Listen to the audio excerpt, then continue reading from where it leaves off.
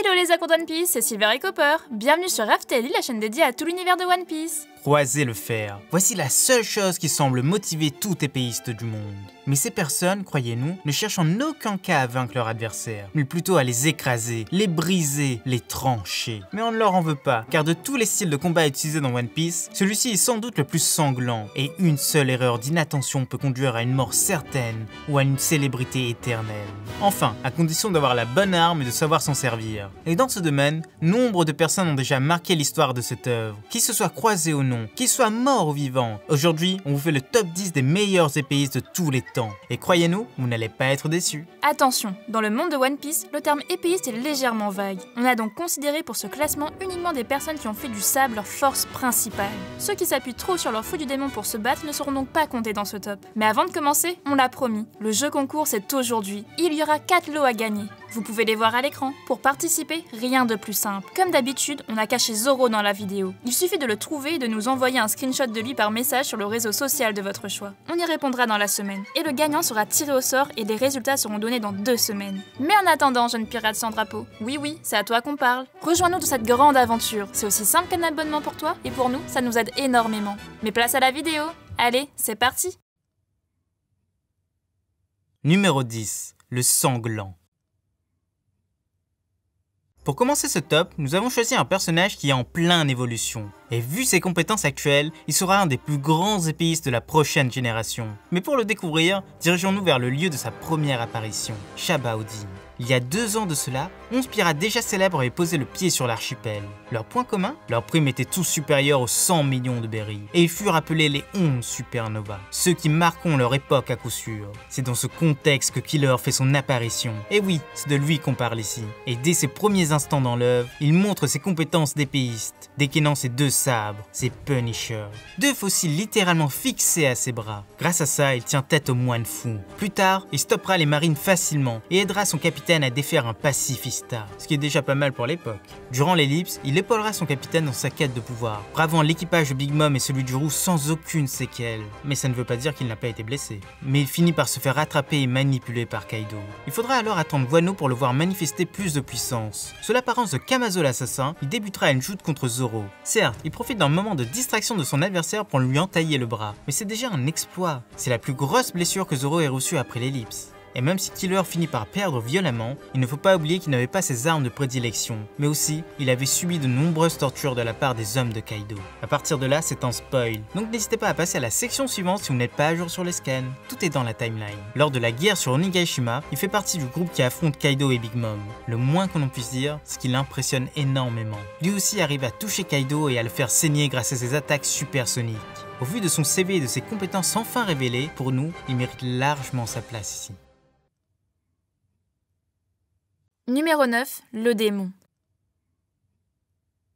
Alors là, vous allez quasiment tous être surpris par notre choix. Mais croyez-nous, il est longuement réfléchi, car les autres de ce top lui sont encore supérieurs. Même si c'est de très peu et sans doute pas pour longtemps. Mais le numéro 9 de ce top n'est autre que Zoro, notre épéiste préféré. On l'a tous vu évoluer et vivre ses aventures avec les Mugiwara, dépasser ses limites à chaque arc, se relever plus fort à chacune de ses chutes et maîtriser petit à petit ses pouvoirs et son haki. Même si pour ça il a parfois dû sacrifier sa fierté. Et maintenant, il a toutes les compétences pour être dans le top 10. Tout d'abord, ses armes légendaires. Le Wado Ishimonji, son plus ancien sabre qu'il a reçu de la main de son maître, le Sandai Kitetsu, offert par un vendeur de Locktarn suite à sa démonstration de chance, et enfin le tout dernier et sans doute le plus puissant, Enma, le sabre du grand samouraï Oden. Mais il a aussi de nombreuses compétences, et son haki lui permet de quasiment tout trancher. Vous remarquerez qu'il a tendance à reproduire les actes de ses mentors après l'ellipse. Il coupe un bateau en 2, tranche un dragon et utilise un poignard pour trancher un ennemi sans difficulté.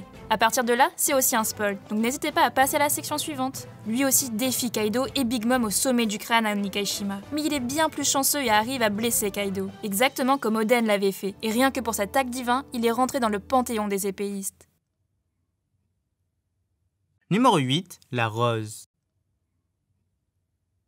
On commence maintenant avec les vétérans, ceux qui ont déjà fait leurs preuves, mais qui malheureusement ont du mal à monter plus haut dans ce classement. L'âge oblige. Et ce numéro 9 n'est autre que Vista, l'ex-commandant de la 4e flotte de Barbe Blanche. Son surnom, c'est la lame fleurie. Ça se voit en tout cas, il doit être fleuriste pour avoir autant de pétales sur lui. Mais en tout cas, il est bien puissant. Maniant 2 lames durant la guerre au sommet, il fera face à Mihawk sans aucune hésitation, échangeant de nombreux coups et les retenant sans grand effort. Et à l'arrivée des pacifistas, Mihawk lui-même demande de reporter le combat, ce qui montre bien à quel point il est respecté par celui-ci en tant qu'épéiste. Il se battra aussi contre Ronce, le vice-amiral géant, et tranchera l'amiral Akainu. Même si ça ne lui a rien fait, c'est pas mal, non? Malheureusement, on ne sait pas ce qui s'est passé après sa défaite face à l'équipage de Teach, mais perso, on a hâte de le savoir. Numéro 7, le Cruel.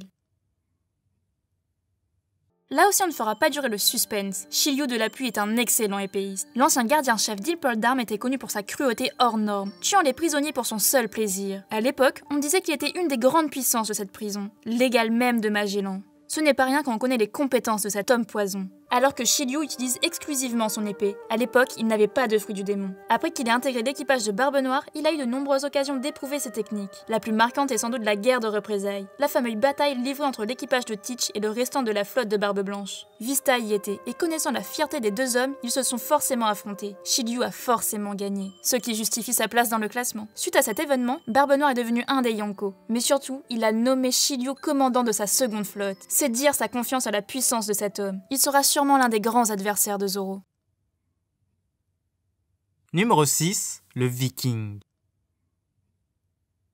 Pour ce numéro 6, on a choisi un personnage que nombre d'entre vous a laissé dans un petit coin de leur tête. Et le fait qu'il ait apparu qu'une seule fois au début de la série n'aide absolument pas. Nous sommes sur Little Garden. L'équipage vient à peine de commencer leur aventure sur Grand Line, et pourtant, les déconvenus s'enchaînent. Entre le Baroque World, Crocodile, les intempéries, et maintenant cette île remplie de dinosaures, il y a de quoi se poser des questions. Et pourtant, il y a bien d'autres choses sur cette île. 2 représentants des plus forts guerriers de ce monde s'y trouvent. 2 anciens capitaines pirates, Dory et Brogy. Et forcément, l'un des deux était un épéiste hors norme. Dory, le géant bleu. Depuis une centaine d'années maintenant, il affronte son collègue sur cette île pour déterminer qui est le plus fort. Mais personne n'est encore sorti vainqueur de la joute. Ces deux-là sont considérés comme les plus grands guerriers d'Abaf, la nation de la guerre, de la puissance. En tant que co-capitaine pirate, il a vogué sur les mers à la recherche d'aventures. C'est comme ça qu'il a obtenu sa grande réputation. Mais ne vous y trompez pas, ce n'est pas parce qu'il a été vu au début de la série qu'il n'est pas si puissant que ça. Il a tout pour être l'un des plus puissants épéistes de ce monde. D'ailleurs, il a utilisé le Hakuko avec Brogy pour tuer le poisson géant, la même technique que Big Mom. Numéro 5, le lion. Celui ayant atteint le numéro 5 de ce top est un personnage légendaire de One Piece, connu pour ses colères dévastatrices et son audace sans limite, Shiki, le lion d'or. Cet ancien de l'équipage de Rox était connu pour son fruit du démon, celui de la lévitation, mais aussi pour sa maîtrise de ses sabres, Oto et Kogarashi. Grâce à ses attributs, il a très vite su se faire un nom dans la piraterie, et à la chute des Rox, il a créé son propre équipage, une énorme armada d'une centaine de vaisseaux. Malheureusement, il se fera battre par Roger lors de la guerre d'Edward, sans même avoir eu la chance d'utiliser ses épées. Et lorsque son rival se fera capturer, il voudra mettre fin à sa vie de son propre sabre. S'infiltrant à Marineford, abattant soldat après soldat, il faudra l'intervention du duo Sengoku Garp pour l'arrêter. Direction Impel-Down. Mais là aussi, il ne s'arrête pas. Il a mieux à faire. Se tranchant les jambes, il s'évade de la prison en volant. Et pour faire bonne mesure, il se greffe ses propres sabres à la place de ses membres perdus. Cet homme est clairement un épéiste de légende. La fierté de la profession. Numéro 4, le voyageur. Pour entrer dans le top 4, parlons d'un des épéistes les plus appréciés de l'œuvre. Et clairement, il a une grande place dans notre cœur. Celui-ci est né au Pays des Voix il y a une quarantaine d'années de cela, lorsque l'île était encore en havre de paix, pile dans le règne des Kozuki. Et forcément, ce n'est nul autre que l'héritier du shogun dont on parle ici, Oden Kozuki. Depuis son plus jeune âge, il a manifesté une force et une rapidité hors normes, se battant contre les guerriers les plus chevronnés, défiant les Yakuza. Il en profite même pour créer son propre style à 2 sabres, l'Oden Nitoryu. Et pour le sublimer, il utilise 2 sabres aussi légendaires que lui-même, Enma et Ame no Abakiri. Avec eux, il va pacifier la région de Kuri, tenir tête à Barbe Blanche, défier Roger. Ok, il ne gagne pas contre eux. Plus tard, son plus grand fait d'armes sera d'entailler le flanc de Kaido. Cette coupure sera si profonde qu'elle traumatisera le Yonko à vie. Malheureusement, il aura la fin qu'on connaît tous. Mais grâce à ses aventures, il est devenu l'un des épéistes les plus célèbres du monde. Les anciens de la marine les citent encore dans leurs réunions, et tous les pirates connaissent ses exploits. Voilà qui était le grand épéiste, Oden Kozuki. Numéro 3, le professeur. À partir de là, il a été très difficile de départager les premiers. Et pour cause, ils ont tous marqué l'histoire grâce à leur sabre. La place de numéro 3 est donc décernée au bras droit du roi des pirates, Silver Riley, le roi sombre. Vous en conviendrez, cet homme est bien mystérieux, et ses pleines capacités ne sont pas encore connues. Mais dès ses premières apparitions, il l'impressionne. Au-delà de sa grande maîtrise du haki, il fait face à un amiral de la marine bien plus jeune que lui, le retenant uniquement grâce à ses coups d'épée, sauvant Zoro et tous les Mugiwara. Et dans sa jeunesse, c'était un vrai monstre. Il a été le premier membre de l'équipage de Roger. Il a participé à toutes les batailles, à toutes les joutes. Il a sans doute combattu contre l'équipage de Rox à God Valley, combattu Shiki et combattu les enfants de Barbe Blanche. Et Roger le considérait comme l'un des 3 plus puissants de son équipage. Il est indéniable qu'il était plus puissant qu'Oden. Pas mal, non? Petit plus, avant l'ellipse, il n'a pas hésité à escorter Luffy à Marineford, ce qui montre sa confiance en ses pouvoirs malgré sa vieillesse. Numéro 2, le légendaire. Ce numéro 2 aurait clairement pu être le numéro 1 de ce top, mais il fallait bien faire un choix. On a fait celui du présent, vous comprendrez plus tard. Bien des années avant la grande ère de la piraterie, avant Roger et même avant Rox, il existait un homme qui vivait que pour l'art du sabre. Sillonnant le monde, il aimait les duels, les défis, les causes perdues d'avance. Cet homme, c'était Ryuma. Et oui, c'est le fameux zombie de Trailer Bark. Mais il y a une grande différence, c'était de son vivant. Mais surtout, son âme n'était pas celle de l'ombre de Brook. Il était donc infiniment plus puissant. Dans sa jeunesse, il avait réussi à trancher un dragon. Il a réussi à transformer son sabre en lame noire. Et à lui tout seul, il a fait la renommée de son île. Ce n'est qu'après lui que Wano fut considéré comme le territoire des samouraïs. Les épéistes venaient du monde entier pour le défier, et jamais aucun n'a réussi à le battre. Malheureusement, il finit par mourir. Le pays fit de son tombeau un monument national, et de son arme un trésor inestimable. Malheureusement, son corps sera dérobé par Moria. S'il n'avait pas eu son dernier combat contre son héritier spirituel, ça aurait été une bien triste fin pour le roi des épéistes.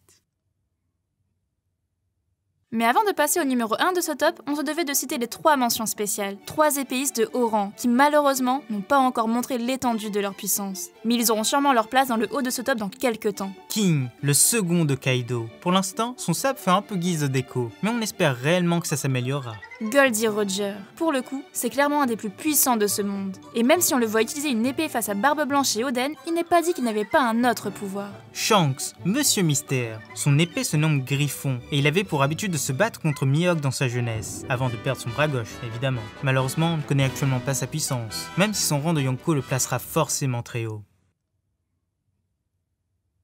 Numéro 1, Mihawk. Et enfin, le numéro 1 de ce top est l'inégalable, le magnifique, le dangereux Mihawk. Fallait-il vraiment le préciser? Actuellement, il détient le titre de meilleur épéiste du monde, et il semble littéralement être imbattable. Il apparaît au tout début de la série, et déjà, il montre sa maîtrise de la lame en humiliant Zoro, l'arrêtant avec sa dague et prétextant n'avoir rien de plus petit. Et enfin, il le tranche avec sa lame noire, l'une des 12 lames les plus puissantes du monde. Mais il faudra attendre la guerre au sommet pour entrevoir sa vraie puissance. Il attaque Barbe Blanche pour voir la différence de puissance entre lui et l'homme le plus fort du monde. Mais il se fait arrêter par Joss. Il tranche les vagues gelées du champ de bataille en attaquant Luffy, et finit par se battre avec un grand nombre d'opposants. Vista, Crocodile et Jinbei. Et dans tout ça, il reste immaculé. Il ne se blesse jamais et ne s'épuise pas. Soyez-en certains, son potentiel a juste été effleuré. Et la marine, ne comprenant pas la puissance de cet homme, s'est lancée dans une guerre totale face à lui. Le monde en tremble déjà. Voilà, c'est déjà la fin de cette vidéo. On espère que ça vous a plu. Et surtout, n'hésitez pas à nous donner votre avis en commentaire, votre top personnalisé. Ça nous ferait super plaisir. C'était Silver et Copper pour After Lil. À bientôt les accros de One Piece.